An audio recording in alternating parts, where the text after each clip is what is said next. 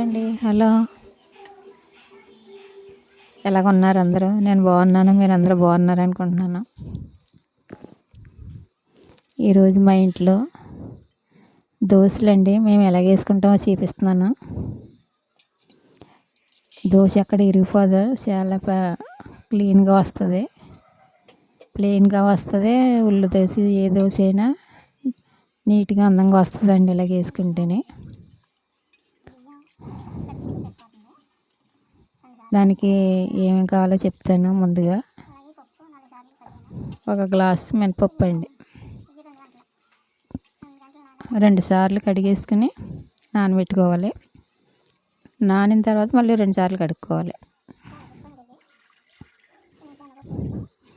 అలాగే ఒక గ్లాసు మినపప్పుకి 2 గ్లాసులు బియ్యం, ఒక 50 గ్రాములు శనగపప్పు, కొద్దిగా మెంతులు, ఇవి వేసుకుని నానబెట్టుకుని ఒక 2 గంటలు నాననివ్వాలండి. నానిన తర్వాత శుభ్రంగా మళ్ళీ ముందుగా 2 సార్లు కడుక్కొని నానబెట్టుకోవాలి. తర్వాత మళ్ళీ 2 సార్లు 3 సార్లు కడిగి శుభ్రంగా పిండి ఆడుకోవాలండి. ముందుగా మినపప్పు ఆడుకోవాలి, తర్వాత బియ్యం పిండి ఆడాలి. 2 కలిపి ఆడితే గమ్మున నలగదు, దేనికి అది సెపరేట్గా ఆడుకుని ఆ 2 కూడా తర్వాత కలుపుకుంటే సూపర్గా ఉంటుందండి. పిండి గట్టిగానే ఉండవు, అప్పటికప్పుడు వేసి తినేలాగా ఉంటాయి. ఫ్రిడ్జ్లో పెట్టుకుంటే 4 రోజులు వేసుకోవచ్చు. ముందు మినపిండి ఆడానండి, తర్వాత ఏమో బియ్యం పిండి ఆడాను. ఆ 2 కలిపి కొంచెం ఉప్పు వేసుకుని కలిపేసి పెట్టుకోవాలండి. ఇది అప్పటికప్పుడు వేసుకున్నా బాగా వస్తుంది, ఎప్పుడు వేసుకున్నా చాలా కమ్మగా రుచిగా ఉంటుందండి. సాల్ట్ వేసి కలుపుకోవాలండి. ఇది మనం ఎంత పలసకైనా వేసుకోవచ్చు. పలసగా వేసుకోవాలంటే మరీ 4 అట్లు తినాలి, ఇలాగే కొంచెం మందంగా వేసుకుంటే 2 అట్లు వేసుకోవచ్చు. మనం తినేదాన్ని బట్టి వేసుకోవచ్చు, మనకి ఎలా కావాలంటే అలాగ వస్తుందండి.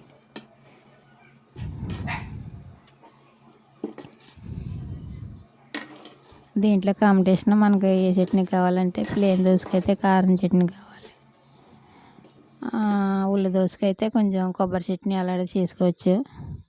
నేను కారం చట్నీ చేసాను చూడండి. మినపప్పు, శనగపప్పు, జీలకర్ర, అలాగే ఒక 5 పచ్చిమిరకాయలు, ఒక 5 ఎండుమిరకాయలు కలిపి కొంచెం నూనె వేసుకొని బాగా వేయించుకోవాలి. బాగా వేగిన తర్వాత అందులో కొంచెం ఉప్పు వేసేసుకుంటే బాగుంటుంది.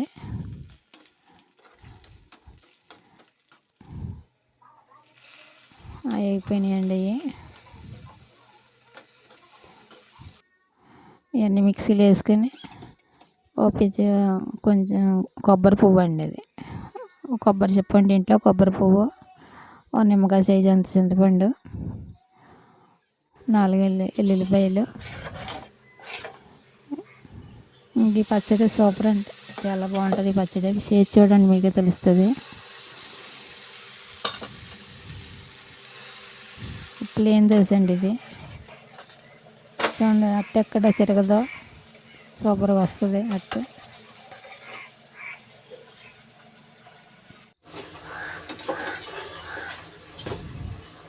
ప్లెయిన్ దోశలోకి కారం చట్నీ అయితే బాగుంటుందండి, కారం కారంగాను.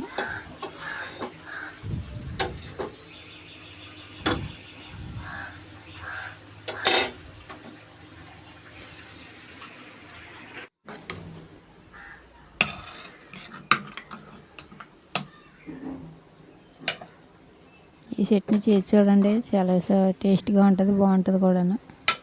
కొంచెం ఎల్లుల్లిపాయలు ఎక్కువ వేసుకుంటే ఇంకా సూపర్గా ఉంటుంది, మంచి స్మెల్ వచ్చి.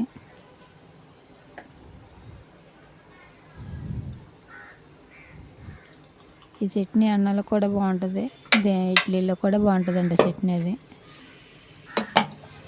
చేసి లైక్ చేయండి, నాకు కామెంట్ పెట్టండి. ఇది ఉల్లి దోశ అండి. ఇది ఏ దోశ వేసినా సూపర్గా వస్తుందండి పిండి. పిండి కలుపుకుంటూలో ఉంటుంది.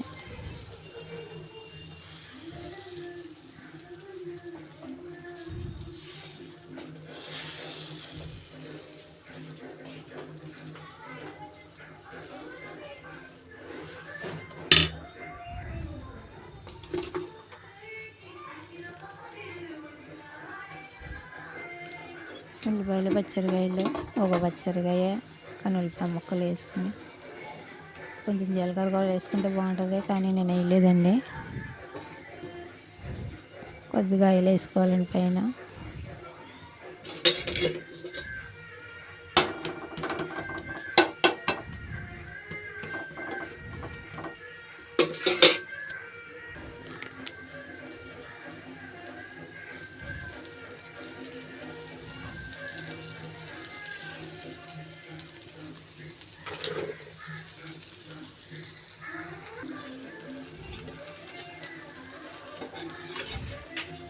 దోశ ఎక్కడ ఇరిగిపోదు, ఎంత బాగా వస్తుందో చూడండి. దోశ చాలా సూపర్గా వస్తుంది, తింటా కూడా బాగుంటుంది. శనగపప్పు, మెంతులు వేతంతో కమ్మటి వాసన వస్తుంది, చాలా బాగుంటుందండి. ట్రై చేయండి ఇలాగా. ఇందులో కొబ్బరి చట్నీ అండి ఇది. మనం ఎన్ని రకాల చట్నీ అయినా వాడుకోవచ్చు, చేసి ఓపిక ఉండాలి. లైక్ చేయండి, సబ్స్క్రైబ్ చేసుకోండి, కామెంట్ పెట్టండి ప్లీజ్.